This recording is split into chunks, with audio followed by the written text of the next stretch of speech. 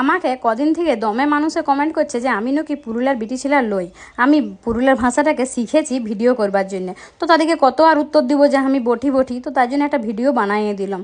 তো শুনুন, আমি হচ্ছি পুরুলিয়া জেলার পাড়া থানার অন্তর্গত হুররা বলে এক গাঁ আছে, সেইখানকার বিটি ছেলা। আমাদের গাঁটাকে অনেকে ভাল্লাগোড়া বলেও জানে।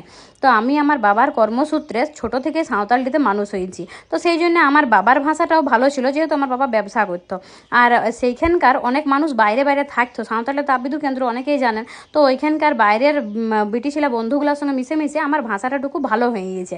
এবারে আপনারা অনেকে এটাও কমেন্ট করেন যে আমাদের পুরুলিয়ার ভাষাটা কি খারাপ ভাষা, আপনি ভালো ভাষা বলেন। তো আমরা পুরুলিয়া জেলার মানুষরা আমাদের বইয়ে যে ভাষাটা পড়েছি বা কলকাতার দিকের ভাষাটাকে আমরা ভালো ভাষাই বলি। আর আমাদের ভাষাটা হচ্ছে মানভূমিয়া ভাষা। তো সেই জন্যে আমি ভালো ভাষা বললাম। তো আপনারা তো বিশ্বাস করছেন না যে আমি বঠিনও লই। তো আজকে ভাবলাম টুকু আপনাদেরকে ছাগল চড়ান দেখান দিই যে হ্যাঁ দেখুন, আমি ছাগলও চড়াতে পারি। আমি পুরুলিয়ারই বিটি ছিলাম বটি। আমার বাবার একসময় দমে ছাগল ছিল, আমার বাবা দমে ছাগল ভালোবাসতো। তো ছাগলগুলোকে দেখে নিয়ে আমার মনটা আর মানলো নাই, টুকু ফটো তুলে নিলি, ভিডিও করে নিলি, আপনাদেরকে দেখাও দিলি যে আমি ছাগলও চড়াতে পারি।